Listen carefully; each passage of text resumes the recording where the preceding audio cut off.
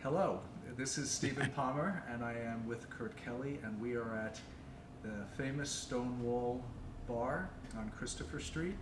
Today is September 21st, 2018, and we are here to conduct an interview for the Stonewall Oral History Project. Kurt, let's start out with you giving us maybe 10 minutes or so of background, childhood, religion, family, friends, school, whatever you feel like telling us, and then we'll evolve from there. Oh, okay, so you're not asking me the questions. Right. I was born in Philadelphia, Pennsylvania, moved to Bucks County when I was an infant, and was raised in a very rural area, farmers. Didn't really know much about life. I 5 brothers. I was the youngest out of 5 brothers, and I was actually raised like as an only child because I was the mistake down the road a piece. So I learned to play with myself, and that didn't sound right. To entertain myself during the day because we were far back and I didn't have friends around. So, except for when I went to school, I went to the University of South Florida in Tampa when I graduated high school, as a theater major. Learned about the arts, learned how to get on stage, and. Well, I did everything though. I mean, I was in a fraternity. I was a cheerleader for the basketball team. I just like doing everything. You were a cheerleader for the basketball team. Yes. USF Bulls. How did that come about? Quite frankly, I always wanted to be a cheerleader in high school, and you couldn't do that in high school. You know, you had these roles, male, female. There was no male cheerleaders, and I always wanted to be a cheerleader because I'm like a rah-rah person. I love football, but I was too small to play football, and maybe a little scared to play football too, you know. But I loved sports, so that was my way of getting into, the sports end of it. So when I went to college, they were having tryouts, so I said, why not? And I had to learn how to do flips and all this stuff, and it was fun. Did they have a problem with a guy being on the cheerleading team? Oh, not in college. They had guy cheerleaders and girl cheerleaders. Like we had to lift the girls up, flip them around, and do all that kind of stuff. A lot of acrobatics, Oh, neat. Yeah, so it was fun. But I always, like I said, I always wanted to be one even in high school, but I kept my mouth shut. Because, I would get beat up if I wanted to be a cheerleader back then. And that's like the late 70s, yeah. What year were you born in? 1959. Okay. Let's head back to childhood a little bit. Oh, okay. Any religious background? Probably not that much. Structured religion, no. Like I went to a Bible camp because my uncle was very religious. My parents weren't as much. We were raised as Lutherans, but by the end, it kind of fizzled out, so we weren't really going to church.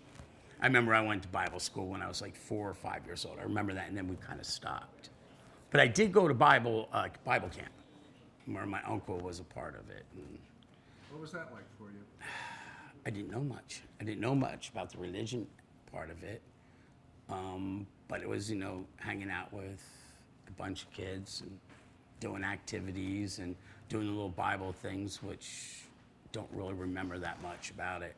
You don't remember any like fire and brimstone stuff? No, nothing like that. No. Lucky you. That's all I've got to say. Lucky you. All right. The moment I hear Bible camp, of course, I think, oh dear, are you okay? So, Yeah. None of that. No, I remember the song. What is it now? And I'm not going to sing it right now, but it was Do Re Mi. But in a religious way. Do you know that Jesus died, raised again in 3 short days for the one who I know? Blah, blah, blah, blah, like that. That's probably the only thing I remember from Bible camp. Very good. I remember the act of contrition from Catholic school. Oh, Catholics. I was trying to bond on this, but we'll. Yeah, okay. Yeah, no. So that wasn't a big deal when you were a kid. No. And your parents, how were they? Were you close? What was your relationship with them? Well, I was really close to my mom. My dad was off, working. So, and I was like the last one, so I was like her last one. And my older brothers are in high school and college and everything when I was growing up. But they allowed me to be a free thinker. I was allowed to do whatever I wanted to do, and they supported whatever I wanted. Do you have an example of that? Like Going into theater in a small town, and they paid for my college, and they allowed me, they supported that's the only example I can think right now.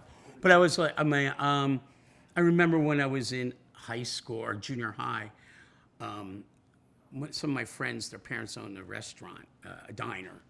And I always wanted to work, and my parents didn't want me to work. They wanted me to emphasize on school.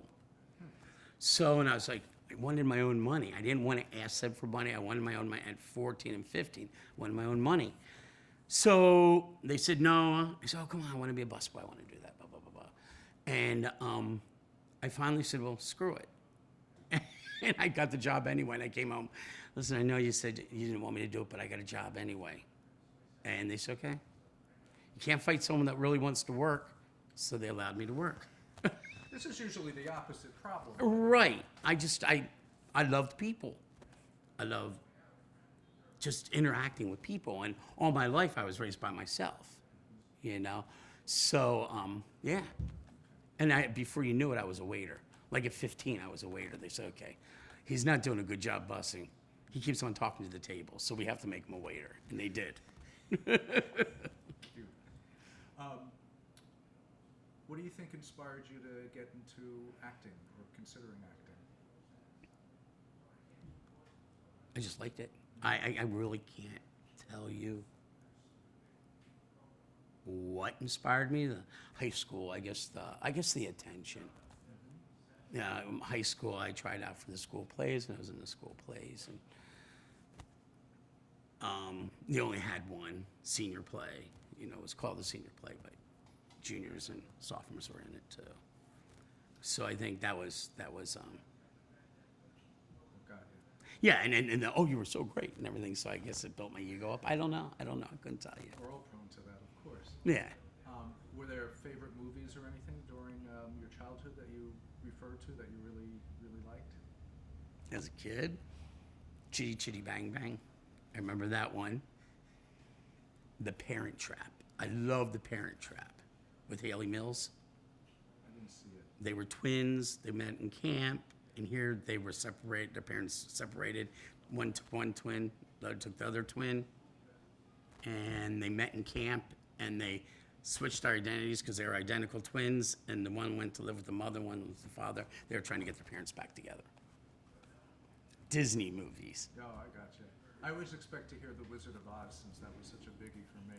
Oh no, I love The Wizard of Oz too. You're asking me off. It's of course every year. I remember when Judy Garland died. We were going to Jakey Stover's picnic, and a friend of ours.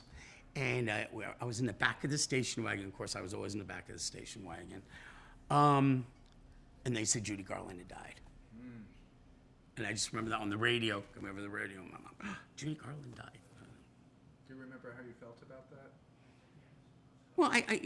Well, yeah, it was sad. I mean, it was The Wizard of Oz. She was Dorothy. I didn't know what was going to happen years on where I was going to think about Judy Garland. But at that point, I was sad. Right.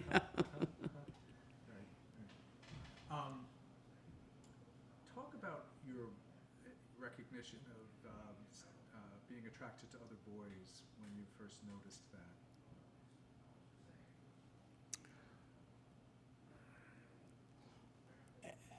I was always attracted to boys. Didn't know what it meant, but I was always attracted to them. I didn't know what attraction meant. I just wanted to be near them, if I thought a guy was good looking, and so really it was a really weird thing. Guys were good looking, women were good looking too, I guess. But I mean, I knew, I think even back then, I guess I knew, you're taking me back too far. I think I knew I wasn't allowed to think they were attractive.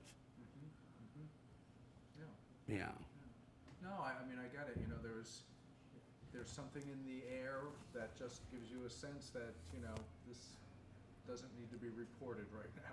Right. And it's not right. Did you ever get that sense from your parents at all?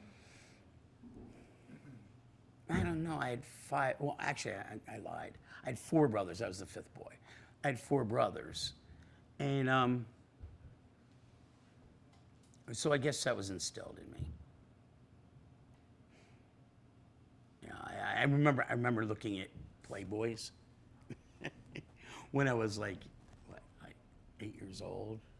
You know, we'd get Playboys, and I knew I wasn't allowed to look at the naked guys, but I'd always look. Uh-huh. You know what I'm saying? You get what I'm saying, right? Oh, I like that tactic. I'm looking at women. Right, because they'd have a few naked guys in there, and I always look at that, and yeah, I guess I was more aroused. Maybe I don't know. I don't know if that. I just knew I wasn't allowed to look at that. How it happened, who told me, I don't know. Yeah. Right. It's sort of osmosis of that message through society, Right, one way or right. another, in many different vectors, right? Yeah, And we're never really quite sure where it's coming from, but it comes. it does. It's there. It's nature, I believe. Talk about your experiences with guys as time goes on, high school, college, Wow. falling in love, infatuations, knowing other gay people.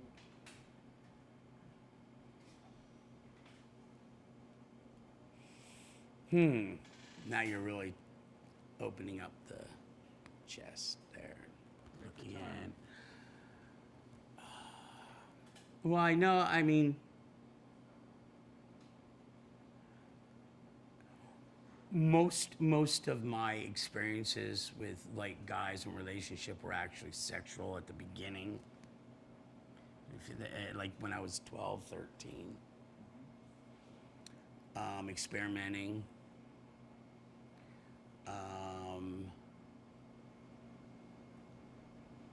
I think my first like really huge, well, no, there was crushes in high school, and I didn't realize there were crushes, like the jocks on the football team and stuff like that. I had crushes on them, not realizing that's really what it was about. You know, I think when I went to community college at the beginning, I went to community college, and there was this guy named Michael Romanella, and I think he was crushing on me, and I was crushing on him, and he's probably my first real sexual experience. And we'd do it. Next day we'd wake up and didn't talk about it. It was ignored. It's like it never happened. Well, we did it for a couple of years. You'd have experiences over a couple of years, but there was... Never talked about it. There was one point at the very end when I went off to Florida and he went to California. We talked about how we never really discussed it. It was just done. You know, and that was just the way it was, you know. Was it just sexual for you, or did you have feelings for him? Oh, I had feelings for him. But like that part of it, then we were just best friends. You know. Did he continue to see men after that? Oh, yes. He 100% was gay. It's an interesting story. It was part of your conversation reflecting back on how quiet people felt like they had to be about their experiences, and how that lent itself to you not talking about it. What was that conversation like when you reflected back? It's with him? really hard to really pull out what it really was. It was It was just one time. I remember we were in the car and we just talked about it. And we said we never really discussed afterwards. We'd have sex and then that was it. And yeah. And he agreed with me, and I really can't tell you where. It was kind of relieving, though. I mean, it was kind of something off the shoulders. What it actually was, I'm not quite sure. I can't bring it up. I don't remember. No, it's I don't okay. remember. Well, Yeah. you know, just, like an armchair psychologist, I'd almost imagine, you're having these experiences and not talking about it. There's a secretness to it. Right. And secret and the word shame or kissing cousins, right? And Right. the fact that you were able to kind of download that with him is, oh, I'm not in this alone. That really happened, and he understood that too. Right, and we were the same, but he went off and he was homosexual, and that was like what? I guess the early '80s. No, late right in the cusp, right there. Late 70s, early 80s. Right. Oh yes, because I went to South Florida in 1980. I went to community college for 2 years, and yes, so that's when it was. Did you get involved in gay activism at all, gay politics, or pride marches, or anything? No. I was very closeted, and I mean, I'm bisexual, so that was a confusion right there. Well, I like girls, I like dating them, I liked having sex with them, same with guys. So that put me right in the middle of like total confusion and chaos. Yes. So I didn't really know where I was coming from. Maybe even less confusing these days because it's a very comfortable place on a spectrum. But in those days, I can imagine, gay people being like, "You're lying. You're trying to keep one foot in the legitimate camp," right? That kind of thing. Well, which yeah. I know the gay community did. Yes, they still do, somewhat. I mean, my generation does still. I have to say, though, at that point, that was Studio 54 time. And, it was in to go to gay bars. Like the 79, I wouldn't say 78 because I was still in high school. I had to fake ID and everything. That's before you had picture ID. So you just used, in Pennsylvania, they had just my friend Ronnie Class, it was his ID I used to use to get into the bars in Jersey because it was 18 back then. Excuse me. But it was indigo, and you could really speak out about that. Like, oh yeah, I went to a gay bar. You don't say you're gay. Yeah, I go to a gay bar because the music's really good. A lot of my straight friends would go, and so we would go, and it was okay. So I don't know if I went off on a tangent there, but You could go off on tangents. and it wasn't till People magazine, the Gay Cancer, that that now become acceptable. And I remember that. I remember seeing it on People magazine. I was in Florida at the time. But before that, we'd all go to gay bars and the dancing and everything. Then all of a sudden, boom, no one spoke about it again. When you saw the cover of that People magazine, what did that feel like to you? I didn't take it too seriously. I'm like, yeah, right.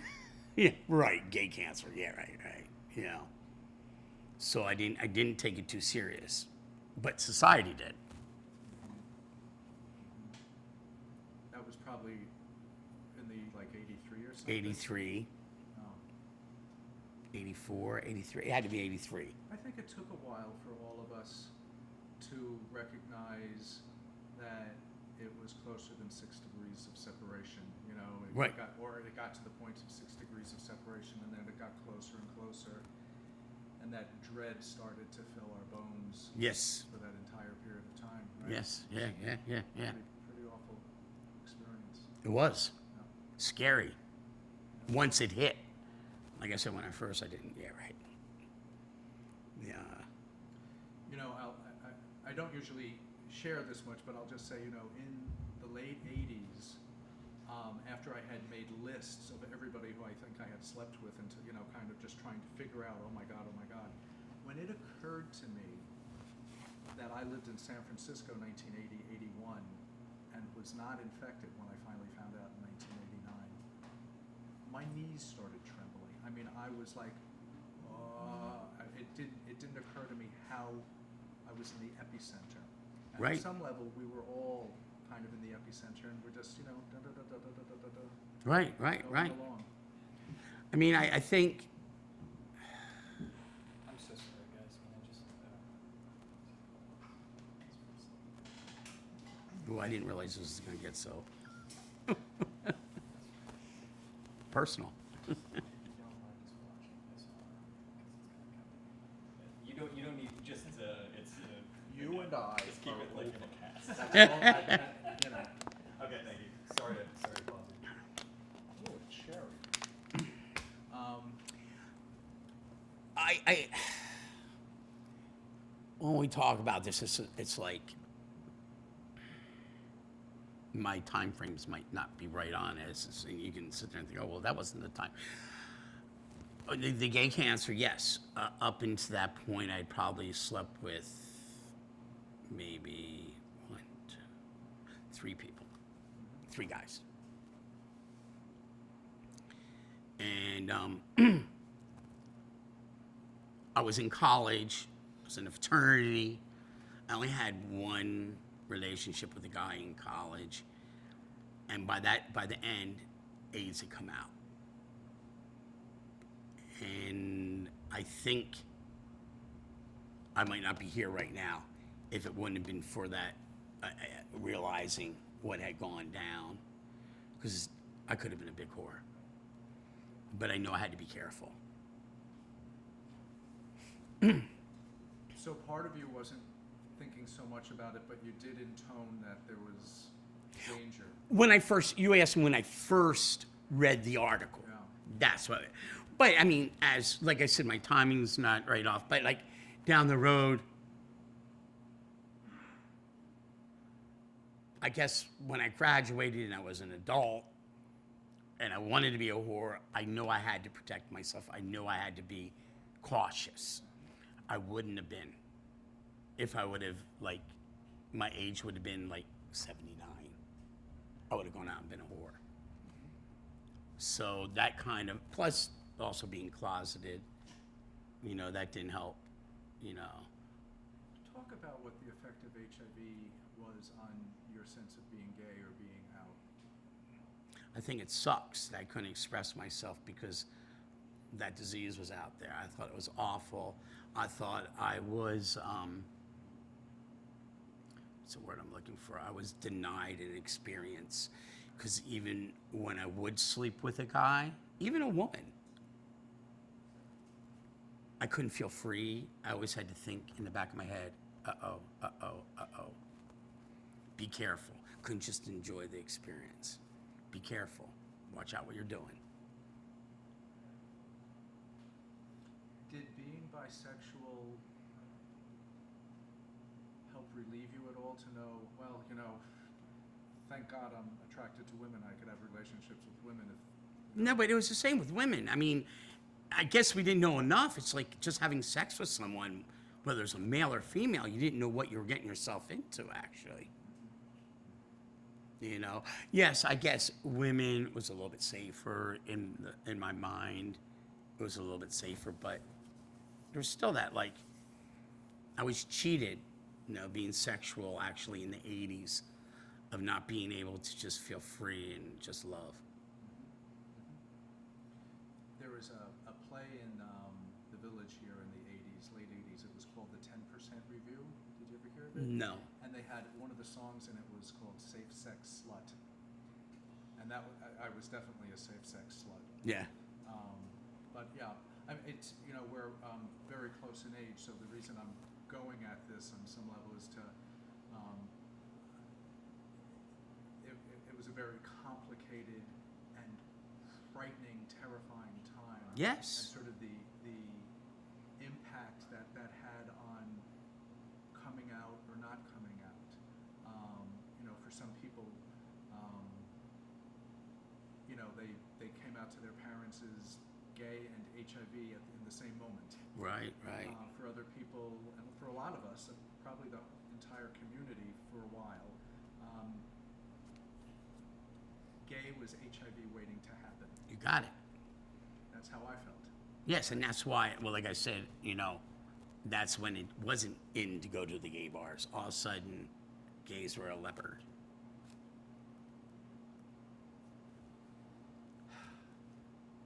Yeah. Which is an awful way to live.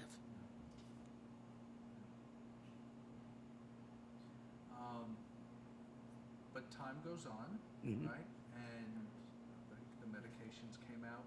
Talk about how you got into the business of gay bars. How did I get into business of gay bars? Came to school. I went to school all my life.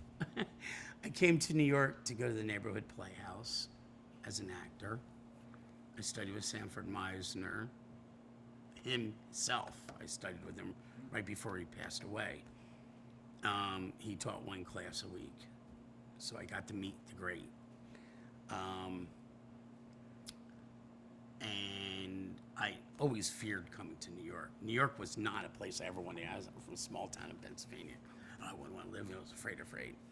Got here and realized how wonderful it was here. And the first bar I went to in New York City was the Duplex. When it was over here, it used to be Rose's Turn. Do you know what I'm talking about? Sure. And Jerry and Amy were there performing. I became a regular. I just loved it. I bring all my friends in, and graduated from, or ended this. I guess it's graduated from the neighborhood playhouse, and there was an opening at the Duplex, and they just moved here to the new place, and so I worked there for I guess about 18 years. And I get up and sing, do the whole thing. Listen to my voice. I'm not the best singer in the world, but I can be an entertainer. We haven't heard you sing yet. But I mean, I got up, I entertained. 1, 2, 3. No. Since I bought this place, forget it. No. So I got comfortable. Met a guy. We had a 10-year relationship, and we would go out to the gay bars. That's how I got into it. It sounds like your being here and being at that job kind of gave you that assimilation that you needed for it to be normal to you. Right. Yes. And then, how does this happen? Stonewall, that is. Well, if I can make a long story short, which I know I can't, Don't make it short. I was working at the Duplex. We were outside in the cafe. We had a cafe outside. And the Stonewall was here, and that hallway down there went to the Stonewall Cafe, where they had bought a little part of it, the cafe. Well, anyway, it went under. And I was outside, and I'm looking at it, wow, this could be an extension of the Duplex, that little cafe thing there. And one of my best friends was Bill, who had just bought the Duplex with Tony. They're my partners now, my business partners here. But, and I called Bill up. I said, hey, did you ever think about, buying the cafe next door? And I said, you know what? I have some money. I'll go in on that part of it. And he says, oh, no, I didn't think about it. I'll think about it. And I know he was blowing me off. And that was a Saturday. That Monday, I got a call, and he goes, hey, Kurt, how about if we would buy the Stonewall? I go, what, the actual bar? And he goes, yeah. I said, is that for sale? He goes, well, our Bud rep told us that Budweiser's suing Stonewall, so he's assuming that Stonewall's going to go under. So I said, yeah, if we can get this, it'd be great. So he called up the management company. People that own the Duplex. They said, we heard, and this is in April, we heard that the Stonewall might be going under. If it's true, we're interested. Let us know. And they said, sure, we will. And in July, we got the call. And everything just snowballed away. And what was the Stonewall like when you first bought it? What was your sense of it here? It wasn't Stonewall. I mean, I came in a couple times and I just wasn't comfortable. It wasn't a comfortable space. It didn't feel like a safe space. Excuse me. And it just wasn't a safe. I left. I mean, they had, they. Let me go back. Yeah, it wasn't safe. So when we bought it, it was Bill Morgan, Tony DeChico, and myself. And then we got investors, and Stacy was one of the investors. And she was a friend of mine. She used to be a regular customer over at the duplex, and we became friends. So when we came in here, it was nothing like it is now. I mean, it was drywalls with holes all over the place. This bar had 5 layers of paint. I physically myself scraped off to get it down to the original wood. It took me a month, but all the way down to the molding here and everything. It's beautiful now.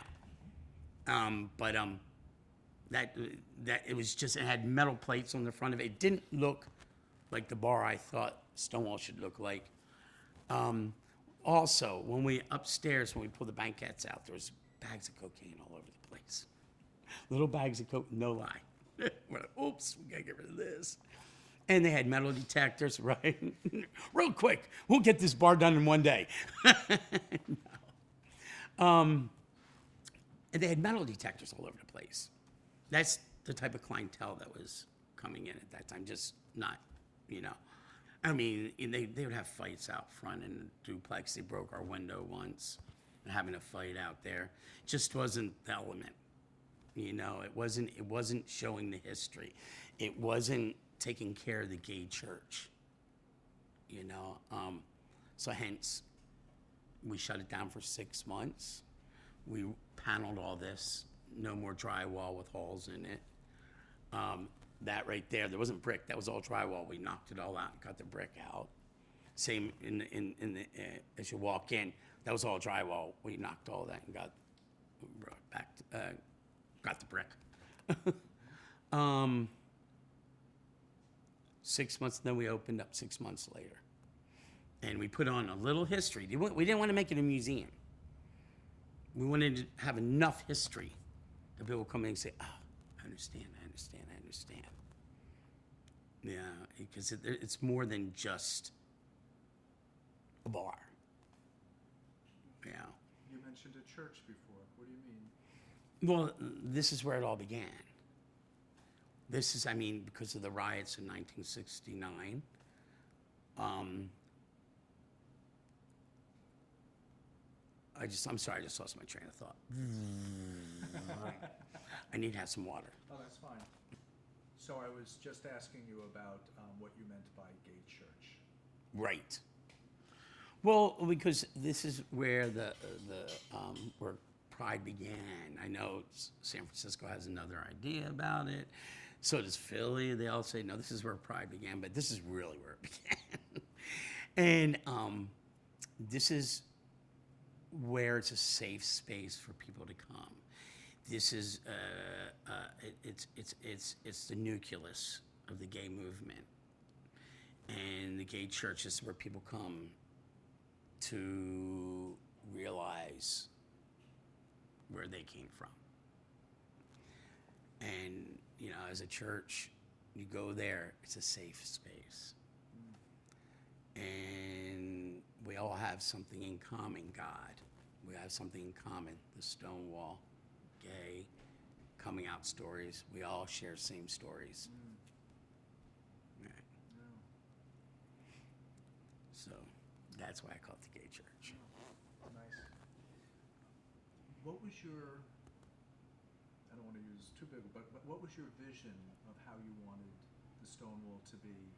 You noticed a certain way that it had been for a number of years and you were looking for something different. Well, I wanted gay people to come back here again.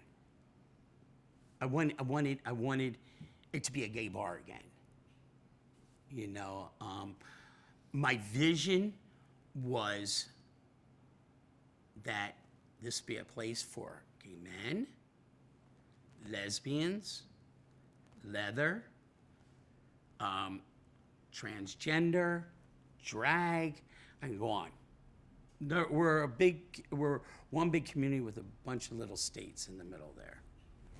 You know, and I wanted a place for everyone to, and also straights. I don't want to exclude the straights. They're a part of all of this, our allies, you know. And at the beginning, I remember I was in the back room there, and some guy came up to me. He was a marketing guy, and he says, "I'd like to really help you out here. You know, I'd like to market the place." And I said, "Well, my vision is, you know, I want the lesbians, and what I just said. I want everyone to come here and feel safe and enjoy each other." He said, "Well, that'll never happen. You either have to have a lesbian bar or a gay men's bar. It's got to be one or the other." And I looked at him, I said, "Watch me."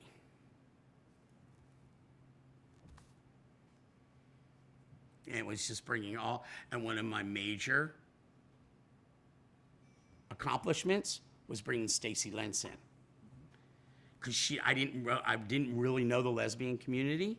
I knew her friends that brought in, and I enjoyed them all and everything. So I brought her in as an investor, and then she was like working for us very hard, and she eventually became a partner. But that was important to get the women in here.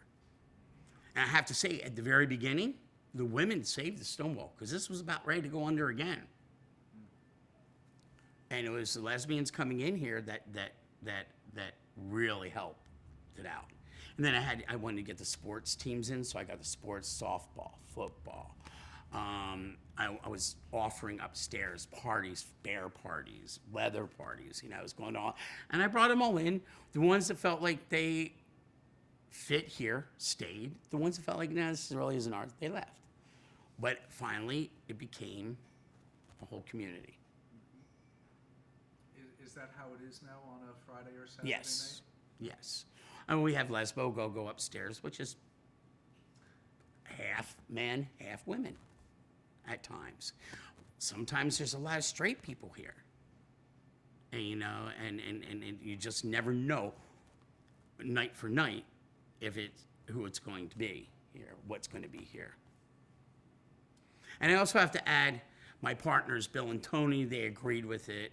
You know, I was the face. They had other roles behind, you know. But they're a part of that also. So I don't want to exclude anyone. It wasn't just me. Do members of the trans community come here as well? Yes. Yes. Yes. Nice. And I have to say also, the bartenders are a big part of the success of this place. We don't have the muscle-bound guys that don't have a personality that serve. We have personality plus. I praise every single one of our bartenders. 12 years, we've lost about 4 people, employees, and 2 because of death. So, but I mean, you know, they stay, and they're a whole part of this whole circus that goes on here. Drag shows, lesbian parties, Lesbo Go-Go, they have Go-Go girls. We even have on Wednesday, it's called Stonewall Sensation. And we're going, I think, on our 17th season, where it is, what it is, this is like American Idol. It's a singing competition. And, you know, the audience gets to vote at the end, and one gets eliminated each week. And so we have a variety of things going on here, and that's what you need, I think, for something to be successful. And I think, you know, the proof is in the pudding, and I think the pudding is in the front of this place, because over the last 30 years or so, when I would walk by here, I remember the first time I came in, I think it was called Bagels and I had to use the bathroom in 1979. I didn't even know I was in the Stonewall, what had been the Stonewall. It was a bagel place at the time, Right. Something like that. I think that was next door, was it? Or was it on this side? Yeah. I don't remember. Somebody said years later. But in the last number of years, as I pass here, the number of people out front taking pictures, as I was making my way in, there were two two fellas, probably in their early 60s or so, taking pictures, and one walked up and looked at the plaque and he said, "Now I can say that I've been here." That. Oof. I mean, Yes. that's powerful. Yes. That's powerful. And there were a host of people out front actually taking pictures, and it didn't just look like gay people. It looked like people interested in history. Oh yeah. Well, when we bought the Stonewall, my nephew's a history teacher in Indiana, and I get this call from my nephew, and he goes, "Kurt, my mom just told me that you bought the Stonewall." And I go, "Yeah." "The Stonewall?" "Yes." He goes, "Do you realize I teach this in my history class? I can't wait to go back to my students and tell my uncle owns the Stonewall." I think it was more powerful than I expected it to be, buying it. I mean, I wanted to do it to help the history, help, I had reasons. I didn't realize how powerful it was at the time. I knew it was powerful, but not as big, I guess is the word I'm saying, the name was. Well, I think you guys, Stacy, your partners, have actually helped enhance, I hope so. that meaning as time goes on by the respect that you have for this place and treating it as a church Yes. or Mecca or a synagogue, all of the above. Oh, all of it. Let's bring in Wicca. Okay. And anything else? So what was the effect? How was it when Obama declared this as is it a national monument? What did he? What is that? I'm going to get the story wrong. Okay. We've been a National Historical Site since 1999, the bar. And I'm saying more or less the facade outside. Okay. And then Obama came in and made the footprint, not actually the inside of this bar, but the footprint and the park outside a national monument, and the footprint of Christopher Street and the whole area where the riots went on. So inside, it's still the Stonewall, but the government, it's still privately owned inside. And it was, of course, when he made it a national monument. It was a no-brainer. It was going to, pick up. Business was going to pick up. It did. It helped us a lot, keep it going, because people don't realize we still have to sell a hell of a lot of beers to keep this going. This is still New York property. Oh. Sorry. Yeah, we need to lock that. I'm sorry, so people don't come in. I understand that with Obama's declaration, business did better. Yes. Picked up even more. I remember when his second inaugural speech. I was in D.C. with my ex and his boyfriend. We're sitting there watching the inaugural speech, and all of a sudden, I'm not going to quote this properly, but he goes from Seneca Falls to Stonewall. My God, they just mentioned our bar. I'm like, oh my God, he just mentioned the Stonewall. And that was the beginning, because then all of a sudden the press is outside here and everything. Anytime you say gay at that point, they were down here at the Stonewall. How did it feel to have that recognition at that point? Part of a long civil rights struggle. I don't know. How do you explain a great orgasm? No, go ahead. We have time. But you know what I'm saying? I mean, words can't even describe it. Like all the way up there, walking on a cloud. Wow. Like something happened that I set out to do. And we still have a long way to go. But I mean, it's to a point where the President of the United States is speaking of my dreams. That's great. Yeah. And when you talk about a long way to go, I was hoping you would chat about the initiative, the Stonewall Initiative, Stonewall Gives Back Initiative. the Stonewall Gives Back Initiative, and Stonewall Inn. Stonewall Inn. That's something you said before. It's like we specifically wanted it to be the original, the Stonewall Inn. Not Stonewall, not the Stonewall, not the Stonewall Bar, the Stonewall Inn, because that was the original name.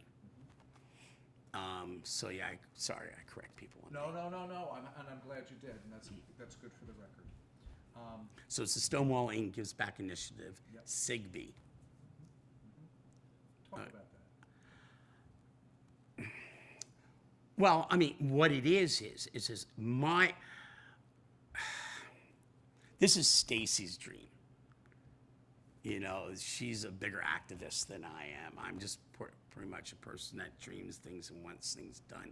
She's got the mouth that goes out and does it much better than I would. She wanted, you know, some nonprofit to give back. So we chattered back and forth, along with Bill and Tony, what we would like. So my dream was for it to go all the way to like Russia, Ukraine, to help repressed areas. SIGB, right now we started out small, going back to the grassroots, small, small towns that are still repressing gays, and you know they're still bigoted, you know, and give back to them, and that's where we're starting now. My ultimate goal is to go to Russia, the Ukraine. I was in the Ukraine 2 years ago, and they hush, I'm gay, and it's just that kind of like took me back. Yet there were some people there that were friends of friends that I met there that are gay, and they wanted the shirt, so we had to send them out the shirt and stuff like that. And that my bigger goal, and it's Stacy's too, and the other guys, but in my mind, what I wanted to do is to go to those repressed countries and help fight back. Can you talk about some of the places that have received money? Not as good as Stacy. Puerto Rico. There's a center there that we're helping rebuild. We gave money for them to help rebuild. In Mississippi, there's an area where it's very repressed, so we gave some money to an organization down there so they can help with their youth, the LGBTQ youth down there, because they're really repressed in Mississippi, in that one area where they wouldn't allow, you say I'm not going to speak well on this, they wouldn't allow two girls to go to the prom together. So, yes. You have an important event this evening. Yeah. I saw you're bringing in a bunch of suit coats and stuff. Could you talk about that? Because I think that's a pretty darn good event. What it is the Yankees and SIGB, Stonewall Gives Back Initiative, we're teaming up, and we're giving a scholarship, $10,000 scholarship, to one LGBTQ youth in each borough in Manhattan, New York City, sorry. And tonight we're going, and we're going to be on home plate, and they're going to announce it and announce what we're doing in that Yankee. And this is the first time that the Yankees have reached out to the gay community, and they chose us, our nonprofit, to be the one. Not GLAAD, not HOP, went to us. It's fantastic. Yeah, it's exciting. And I like sports, so I'm going to be on the plate there. That's kind of cool, too. Earlier, you spoke about being bisexual, and I think, to me, it's sort of a awfully paradigm that somebody who is bisexual, part of their vision would be to have the Stonewall Inn accommodate and make safe for people all along that acronym. Right. And that makes me very happy, and I don't want to put words into your mouth, but I imagine that sense of your own identity may have helped your very inclusive vision for this place. No. How does your wife like the place? She doesn't come up here that much. she's a drug and alcohol teacher in college. So I own a bar. She teaches, alcohol abuse. So she's come up. I mean, she's very proud. She's very proud. She gives me a lot of input on things, and so she's a part of it, but in the background. She knows everything about me. I mean, my ex-boyfriend, and his husband actually now, and her and I, we go and do things together. We were just in Atlantic City in August together. Or no, we went and saw Hamilton. Yeah, we go all the time. We just went and saw Hamilton at the Kennedy Center in Washington, D.C. Wow, Yeah. deep pockets. Well, It's great. It's great. yeah. It's kind of a model for where we're going, and Hopefully. the Stonewall Inn is, helping keep that promise alive. Are there any questions that I didn't ask you? Is there anything that you would like to talk about that I didn't touch on? Let me think. There is one thing that I think the gay. Well, when I said we have a long way to go, is to learn the history of the Stonewall and where we came from, and the 20-somethings, the millennials, so they really learn that it wasn't they decided they were gay, or they were decided to come out as gay to their parents, hold their boyfriend's hand and walk down the street and be accepted like it is today. That there was a fight from the 60s, and I feel like I'm very progressive, opposed to someone like our bartender Tree here, who was really repressed from coming out. I think the millennials take it for granted, and they really should know the history better.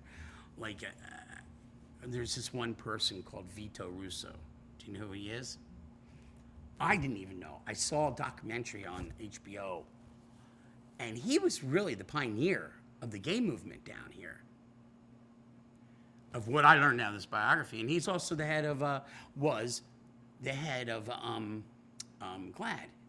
They have the Vito Rousseau Award, which I didn't realize. I never put the two together. I heard of the award, and I didn't realize he was such a pioneer and what an influence on the gay community was down here, or gay community period. And so there's certain people that really don't get the respect yet, and that's why we have a long way to go to learn, so everyone learns it. So it's taught in high school history, and it'll happen eventually. And certainly that's what the Oral History Project that we're doing is about, in getting all of these voices, your voices and voices of, I've interviewed maybe 5 people from the Gay Liberation Front, a number of people from the Gay Activist Alliance, somebody who helped start Lambda, which I stupidly said, what does that acronym stand for? Like an idiot. Edit that, by the way. Okay. So I Vito Rousseau, that's one thing. I think he's one of my people, a person that I want his name known better. And I just saw one biography about him, and I'm just starting to read up on him a little bit. But yeah, he's one that I really think people should know more about. They don't. Maybe you'll start history workshops upstairs. Yeah, which I would love. There's more than to just being a bar. The bar keeps the doors open. It doesn't make me rich. Thank you. This Yes. is wonderful, really. Thank you. I have a little therapy now. Yeah,